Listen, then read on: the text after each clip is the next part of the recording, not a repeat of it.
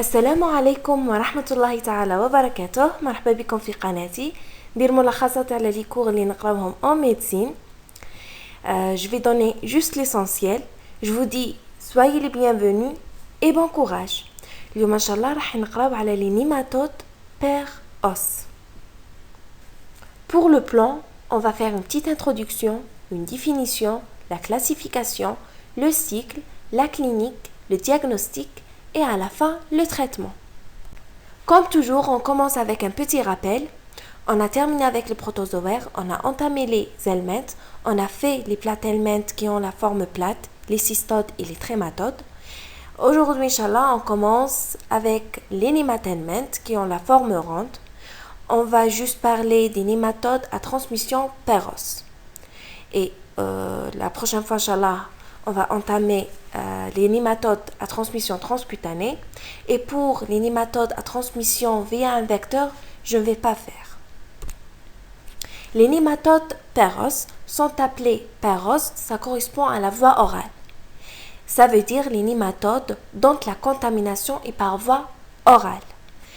On va parler juste de 3 parasites. Le premier, c'est l'Antirobus vermiculaire responsable de l'oxyorose. Le deuxième, c'est Trucuris trucuria responsable de la trichocéphalose. Et pour le troisième, c'est l'Ascaris lobricoïde responsable de l'ascaridiose. Voilà un tableau récapitulatif des 3 parasitoses. On commence par l'oxyorose, qui est une parasitose strictement interhumaine. Elle se trouve juste chez l'être humain, non chez l'animal. Cosmopolite, elle se trouve partout et est responsable d'épidémies. On va voir pourquoi. Dû au parasite Antirobus vermiculaire, la contamination se fait par l'ingestion des aliments ou l'eau contaminée par des œufs embryonnés à la pente.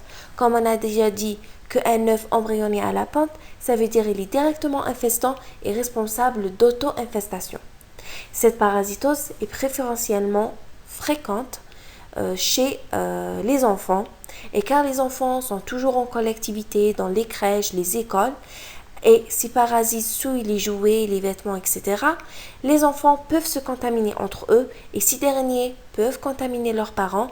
Alors ce qui fait de cette parasitose une parasitose responsable de petites épidémies ou bien des épidémies intrafamiliales appelées aussi communautaires.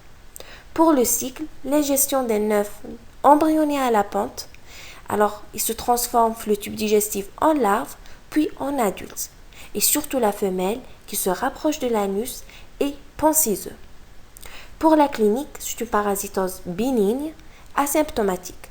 Juste, il y a un prurite qui est caractéristique, et ce prurite, il couvre la nuit, qui est responsable de la perturbation du sommeil.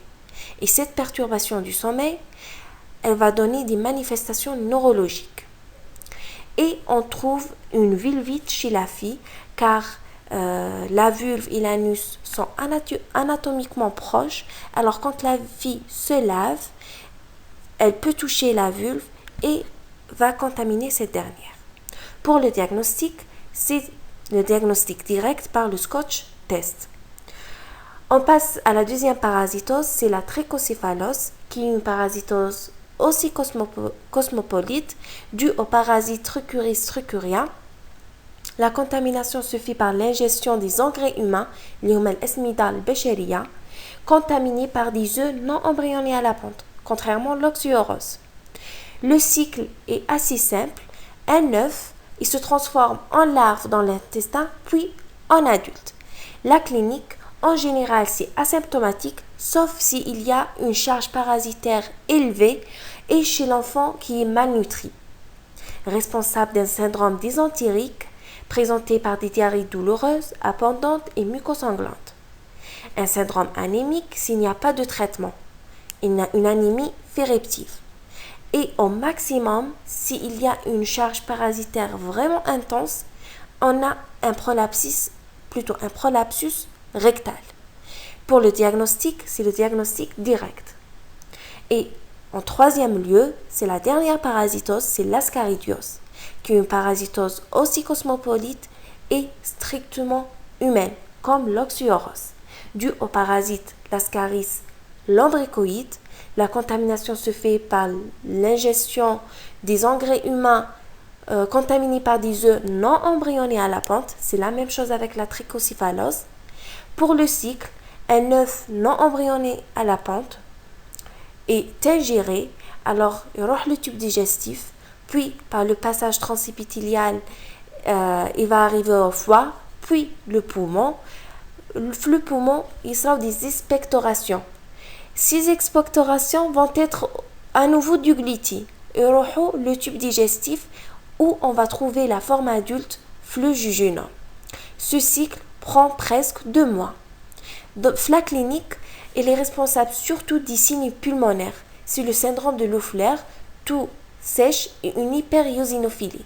L'hyperiosinophilie, presque, elle est généralement présente quand on a un passage tissulaire. Comme ici, on a le passage, le foie, le poumon, pour arriver au tube digestif. Et pour le diagnostic, c'est indirect avant 2 mois, car il n'y a pas de forme adulte, il n'y a pas d'ISE. Si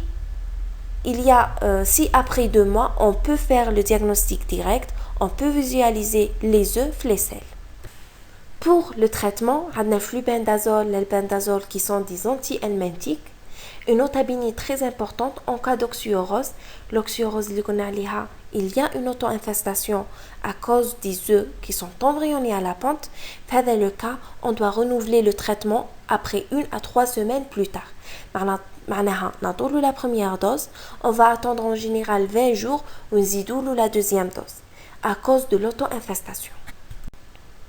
Je vous remercie, bon courage, n'hésitez pas de nous rejoindre sur le groupe Facebook Just Start pour l'échange de nos informations. Merci.